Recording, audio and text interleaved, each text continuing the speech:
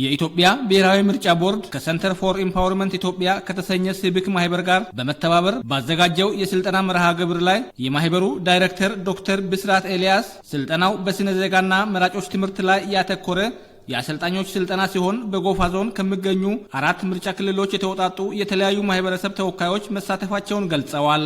የስልጠናው አስተባባሪ የሆኑት አቶ ኤርሚያስ ጠላና አቶ ምትኩ ታደሰ ምርጫው ሰላማዊ ዲሞክራሲያዊና ፍትሃዊ እንዲሆን ህዝቡ በምርጫው በነቂስ እንዲሳተፍ ለማስገንዘብ ታስቦ የተዘጋጀ ስልጠና ነው ብለዋል። ምርጫው ሰላማዊ እንዲሆን ዲሞክራሲያዊ ፍትሃዊና ታማኝ እንዲሆን ሰው ሁሉ የሚችለውን እንዲያደርግ ነው እኛ የምናስበውና ይህንን ለማምጣት ብንችል ሁሉም ነገር ሰላማዊ ሆኖ እንዲያልቅ ይሄንን ለማድረግ ትኩረት አድርገን እየሰራን ነው ያለው። ከምርጫ ጋር በተያያዙ ጉዳዮች ላይ በተለይ ስለ ዜጋና የመራጮች ትምህርት፣ ስለ ዲሞክራሲያዊ ግንባታ፣ በምርጫ ጊዜ ደግሞ ባለድርሻ አካላት የሚባሉት ማለት ናቸው።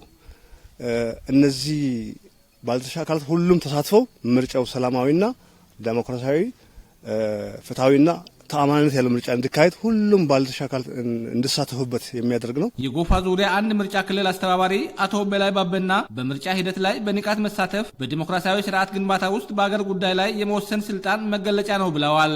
ሳውላ ከተማ አስተዳደር፣ ዛላ ወረዳና ኦይዳ ወረዳ ከደንባ ጎፋ ነው ከአራቱ ነው የተሰበሰቡት። ስልጣናው ከወሰዱ በኋላ ሰው እንዴት ምርጫ መምረጥ ይቻላል የሚለው ነገር ለራሳቸው ሰልጥኖ ይወጣሉ። ከሰለጠኑ በኋላ ቀጣይ ደግሞ ከማህበረሰቡ ውስጥ ያሉ ሰዎችን ስነ ዜጋ ምንድነው፣ ግዴታ ምንድነው፣ ግዴታ ያልሆነ ነገር ምንድነው የሚለው ነገር ከነሱ ጋር እነሱን ያስተምራሉ። ቀጣይነት ያሉ አሰልጣኞች የአሰልጣኞች ሰልጣኝ ናቸው እነዚህ ዛሬ የመጡት። የፓርቲዎችን የፖሊሲ ልዩነት ለይቶ ለራስና ለሀገር የሚበጀውን ሀሳብ ለመምረጥ በመራጮች ምዝገባ ላይ በንቃት መሳተፍ እንደሚገባ አመላክተዋል።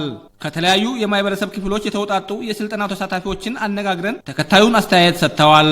ማንም የፈለገውን ሰው መምረጥ እንደሚችል፣ ሁሉም ሰው ደግሞ ካርድ ያልወሰደ ሰው መምረጥ እንደማይቻል፣ ስለዚህ እድሉን መጠቀም እንዳለባቸው ወርደን እንድናስተምርም ጭምር ነው። አዌርነስ ለሌሎች ግንዛቤንም እንድናስጨብጥ ጭምር ለኛ አሁን ስልጠናው የተሰጠ ነው። እጅግ በጣም ጥሩ ዕውቀት ያገኘውበት ነው። እኔ በራሴ በዋናነት ምንድነው ማንኛውም ለምርጫ በመራጭነት ሰው ሁሉ መመዝገብ እንዳለበት እድሜው 18 እና ከዛ በላይ የሆነ ኢትዮጵያዊ ዜጋ የሆነ ሁሉ መመዝገብ እንዳለበት፣ በዚህም ደግሞ ዲሞክራሲያዊ መብቱን ኤክሰርሳይዝ ማድረግ የሚችልበት እንደሆነና በዚህ ሂደትም ደግሞ ማርጂናላይዝ የሚደረግ አካል እንደሌለ ይሄንን ትምህርት ወስጄበታለሁ ማለት ነው።